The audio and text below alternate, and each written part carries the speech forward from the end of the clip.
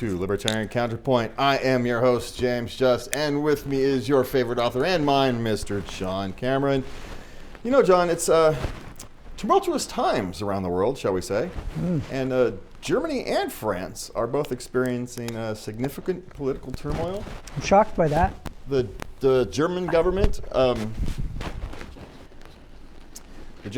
essentially dissolved when the Libertarian Party treasurer, the treasurer of Germany, was a member of the Libertarian Party. He was the representative of the Libertarian Party, and he decided that the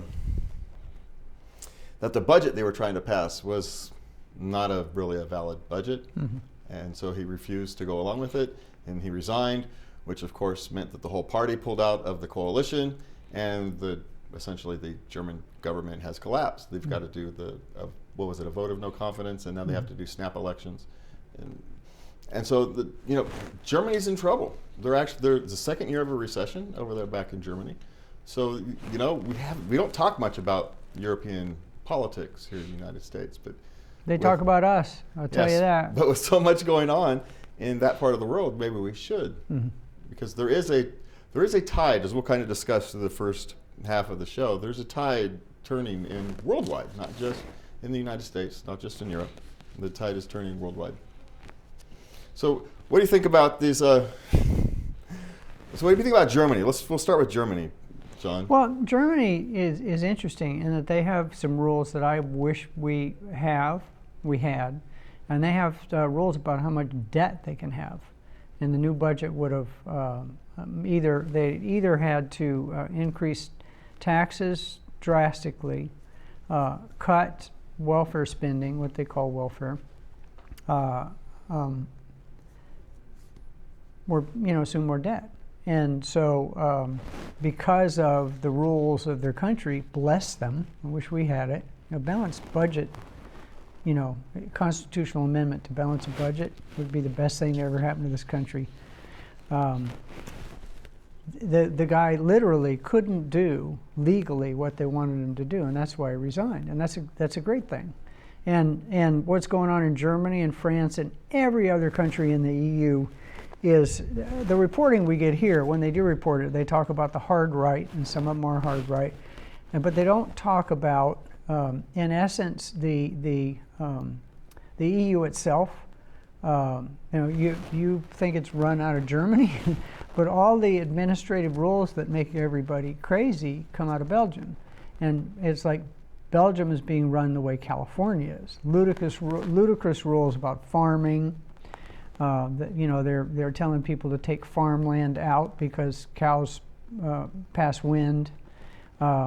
There's constant protests and blockades that never make our news, and they are basically sick and tired of the woke controlling state. Kind of like the same thing that happened in our election that mainstream press won't talk about. Why. A bunch of people elected a crazy man. Because, they don't talk about the failure of the left that created the opportunity for people like Trump and the alleged far right, and why the center, right? Why the center was willing to go along with it. Yeah. You never discuss that. They never discuss the failures of the bureaucratic state, which is really what people are fighting these days. It's the bureaucratic state. Yeah, and so many people make their living off of the government that they're either living off of grants, which are made out of paper, or they're living off of organizations that are directly paid by taxpayers, or that are secondarily or tertiarily paid by taxpayers. That the only people that realize how deep the deep state is are those of us who try to run a business. And the larger corporations, they can absorb all of the craziness. But I know a guy who left California. He had a one-man mechanic shop, and he literally needed to hire somebody full-time to make sure he was in compliance with all the regulations. He moved to Florida. So the same kind of thing is happening there, and they have the same kind of problem with immigration. People there not assimilating because most of their immigrants are coming from Arab countries, and a lot of them also from Asia, and they're basically not assimilating. they're not entering the workforce, as they would normally. Yeah, right? they're not. You're not taking. And really, the same thing in France. We can talk about. And Germany made its living off of cheap energy from Russia. And when we and the Finns or Norwegians or whoever it was blew up that pipeline, that energy's gone, and they closed down all of their nuclear plants and have had to actually start up some coal-fired power plants. And so the Greens went crazy about that. The Green Party is, I think, cut in half in representation in the last election.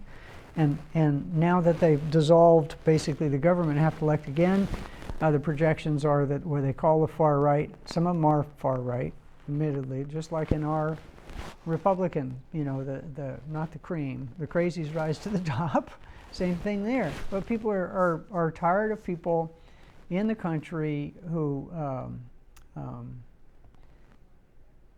don't want to become German. They want to live in Germany and have all the benefits of Germany, but they don't want to be German. Right. They want to be wherever they're from. And kind of like the same thing that the Democrats here are trying to do. They're trying to make sure that people don't identify as Americans, that they identify as women first or black first, anything other than American.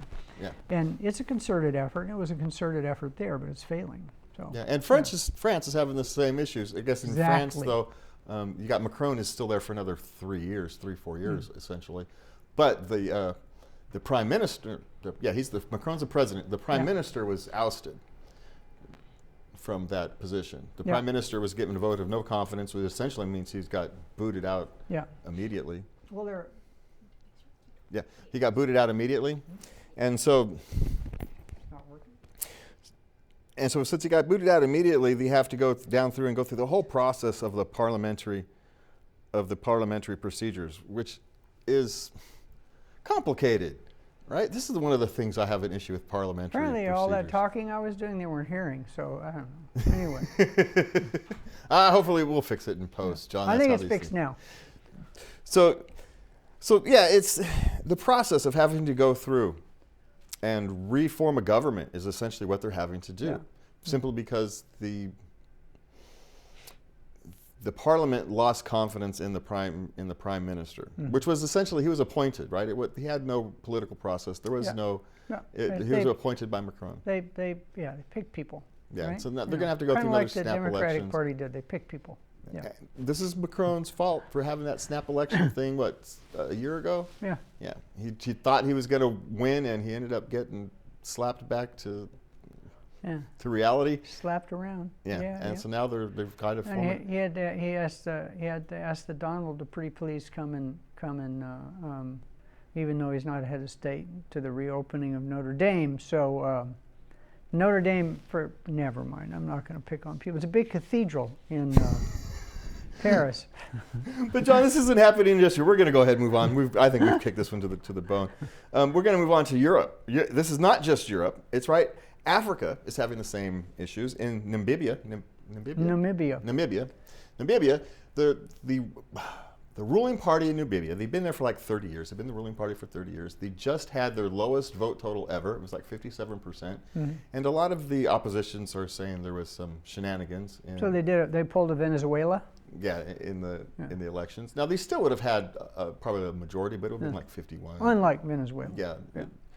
But there is an undercurrent across the whole world that the bureaucratic states that we have built in the last 30 years are failed. They had failed, and it's not just Europe, it's not just the United States, we're talking Africa, we're talking Asia, you're talking massive issues in China right now, economic and social issues, right? All that social pressure is starting to crack China. And so are we seeing this? What the establishment calls the far right. Now it's interesting, if you look at the traditional horseshoe, right? The far right are the fascists, but the far left are communists. Yeah. And so if you're not fascist or communist, you're kind of centrist. Yeah. So that's kind of where it actually kind of plays. But both of those are branches of socialism. Oh yeah, National Socialism for fascists and outright communism for people who call themselves socialists. Yeah. Yeah. So and the extremes of the parties somehow assume power and do all the crazy stuff, just like the extremes of the party that just lost the last election in this country in a major way. But in Africa, it's even worse because they don't really have, we've had a history of democratic government with faults, of course. It's had faults from day one, but you know, the way the Constitution was designed, if we would actually followed it, those faults would have withered away. The whole idea of the Founding Fathers thought basically government was going to disappear because you didn't need it. And they put in checks and balances to make sure it couldn't get big and powerful and do whatever it wanted. But the people in power found a way to ignore those rules. So, you know, the whole design was that, you know, back then, you know, it's like I was talking to somebody about why weren't people so insane about elections when I was a young man. And this is another person that was near my age. And he said, I don't know, man. I don't remember. I said, that's because government didn't run everything. Government has its fingers in everything now. Yeah, it's and most of the people that control our lives aren't the people we elect. They're the people who've been given unlimited power. And in Africa, they've never had any kind of history or culture of actual democratic process. So they're used to this kind of crazy stuff. And they accept it. But they're not going to accept it forever, I don't think. Well, most of the world has spent most of the history as being subjects to the government, subjects to, well, whatever would call themselves government, be it the local thug, be it the local religious leaders, or be it the actual king, government, parliament, whatever it is. You've always been subjects. America is the unique experience, at least on a large scale. I mean, other people have a history of, like the Swiss have had a history of democratic, almost direct democratic government for, I don't know, what, 800 years? I mean, the Australians were pretty good until they went wacko recently. New Zealand, you know, the UK with their non-crime hate incidents. I mean, it's weird, you know, the places where freedom originated forgot what they did to get free, and now they're going unfree, and the people that were never free are realizing that, hey, maybe we should be free. So the worm turns. Yeah, the world all turns. You know, we're talking about deep state, and I think Mr. Richard Fields has some things to say about the deep state. He talks about Trump appointments and how the deep state is fighting back against them. Let's find out what Richard Fields has to say this week. I'd be interested to hear that. Hi, this is Richard Fields with this week's Report from the Fields. As longtime viewers of this show know, I am no fan of President-elect Trump or lame duck President Biden. Trump ran on a couple of really simple-minded and stupid planks, rounding up millions of immigrants and sending them back to their countries of origin, and enacting tariffs so extreme they would pretty much end U.S. participation in international trade.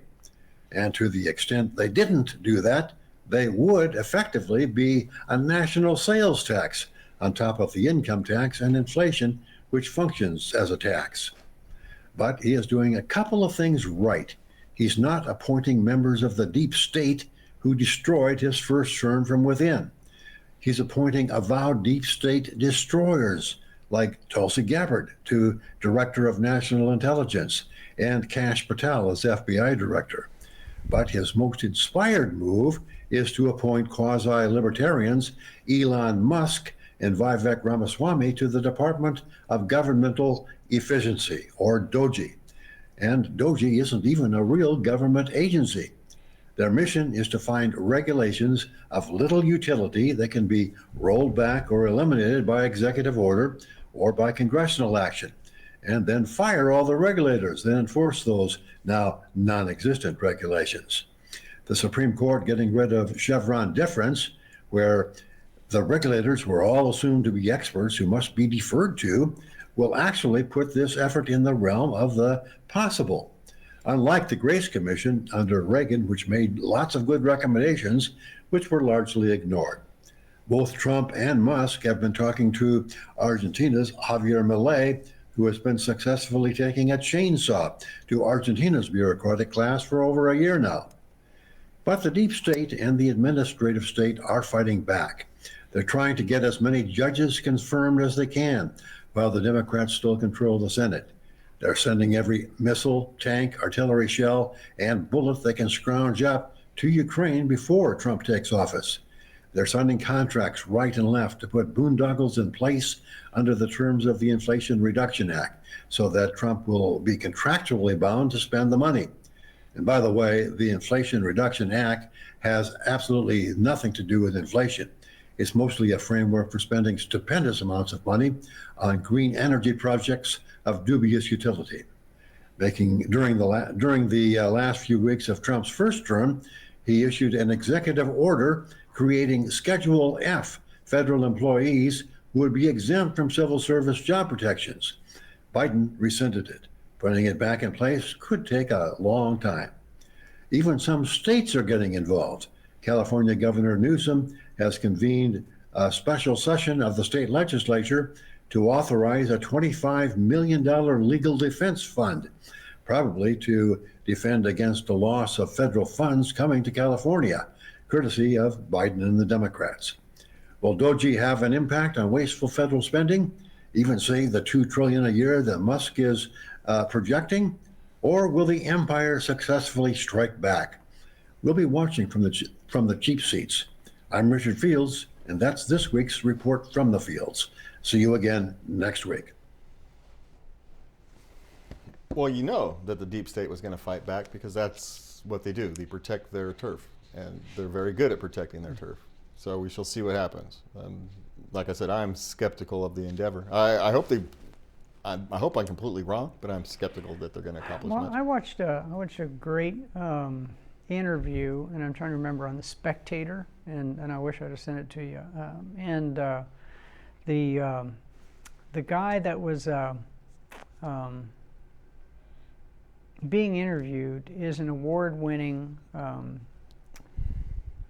an award-winning journalist he's labeled a neocon, but he's a very straight shooter, an extreme straight shooter. And he brought up something I didn't really think about, is not only are these jobs wasteful and just get in our way as far as regulation goes, but if you look at the type of people that fill those jobs, they're intent on destroying what we think of as the concept of America, because they're all professional bureaucrats, and they have all their little petty politics that they do, and they want power, and they get in the way of the democratic process because the power they've been given wasn't because they got elected, it's because they've got assigned and hired, and they're going to protect that. And they do everything they possibly can to interfere with the democratic process and capitalism, the thing that actually pays their salaries.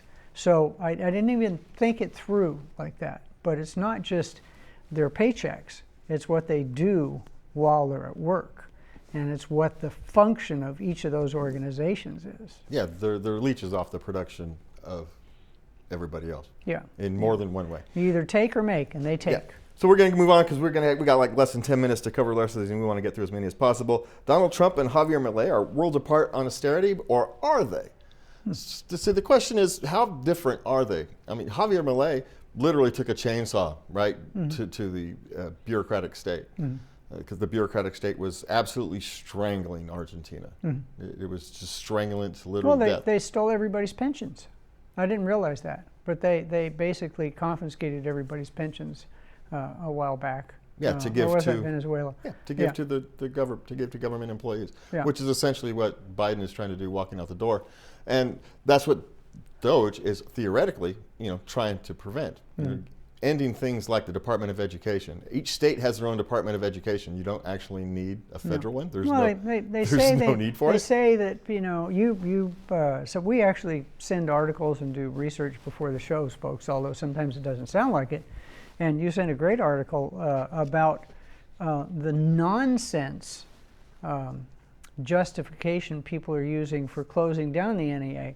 And they talked about the fact that the NEA supports this concept of a kind of a psychosocial school model where people are, there's so many people need psychiatric/psychological help. One of 3 students is in deep psychological trouble, and there's no way that's going to get funded by anybody other than the federal government. I'm saying, yay, don't fund that.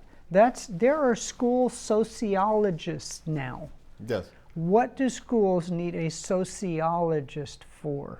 Because that's where the money is. Yeah. That's why they have a sociologist. Yeah. And you know, where did all these kids get this desire, this need for mental health treatment? They got it at school. Yeah, they were told that they have mental illness because they, you know, that's where money comes in, and instead of focusing on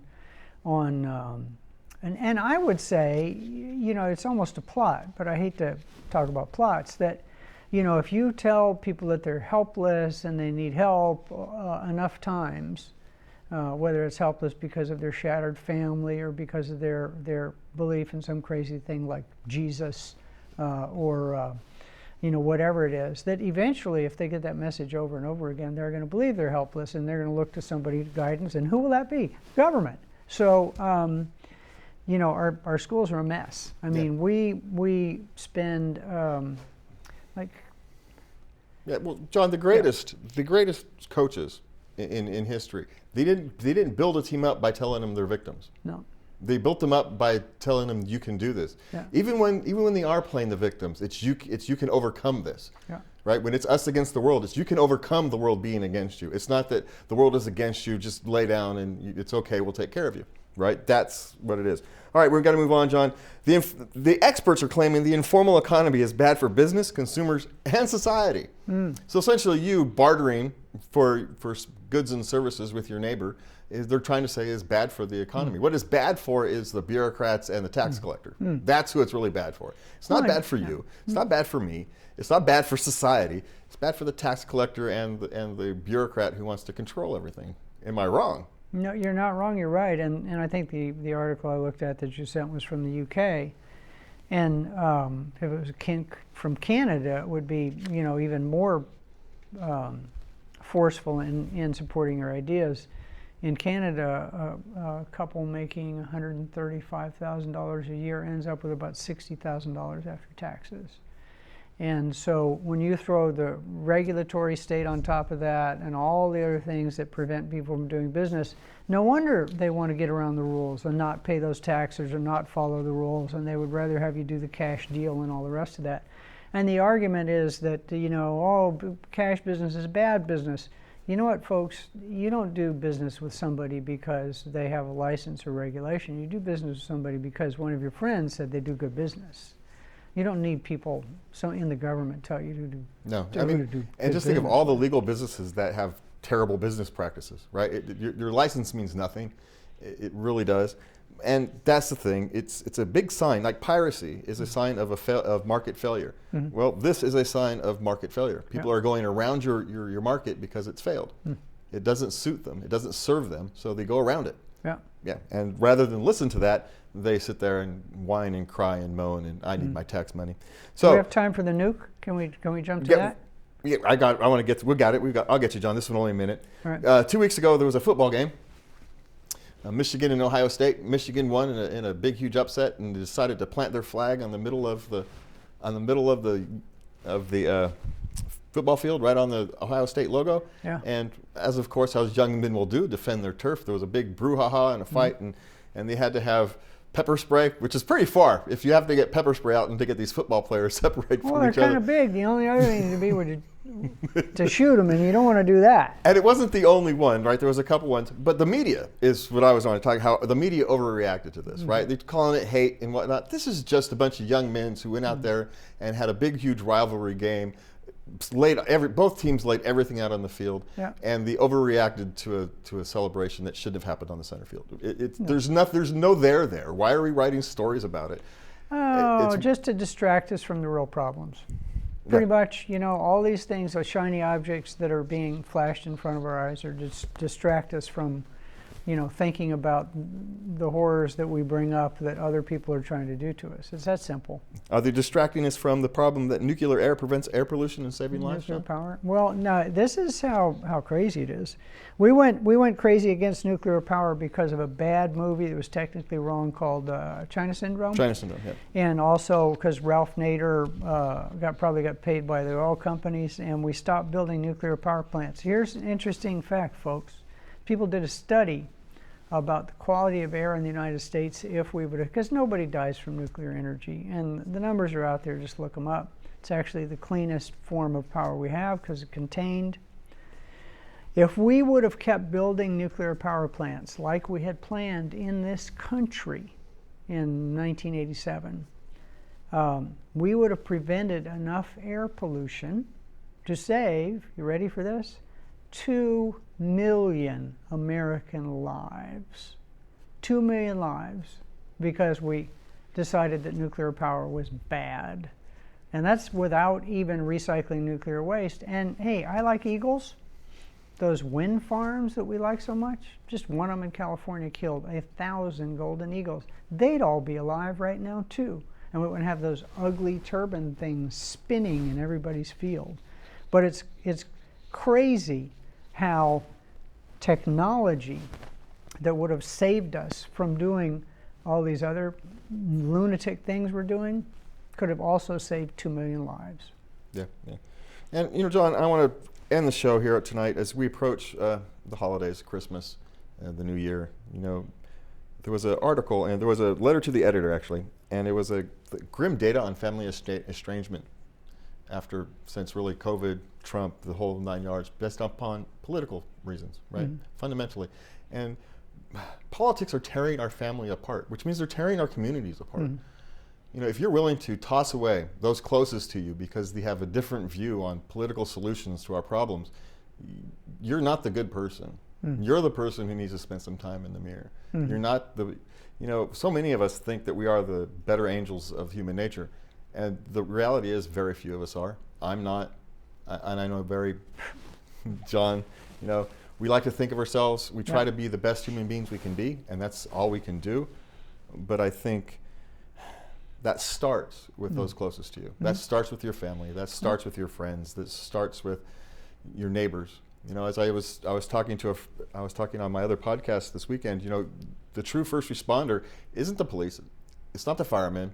It's a family member. It's your family member. It's your next door neighbor. It's a passerby who stops and pulls you out of your car when you've crashed it. That's your actual first responder. It's not some dang federal agency. It's not some politician. It's not some activist. It's a fellow human being who happens to be at the right place at the right time. And I think that we should honor that a little bit more as this year ends. It's not that hard to sit down at Thanksgiving dinner and talk about everything but politics. There's a lot to talk about. You can talk about the beauty of nature. You can talk about the laughter of children. You don't have to talk about politics, folks. And we have talked ourselves out of time. Thank you, John, for being here. Thank you for the crew for working so hard tonight. And thank you for watching us. Have a good night. And please remember to love everybody.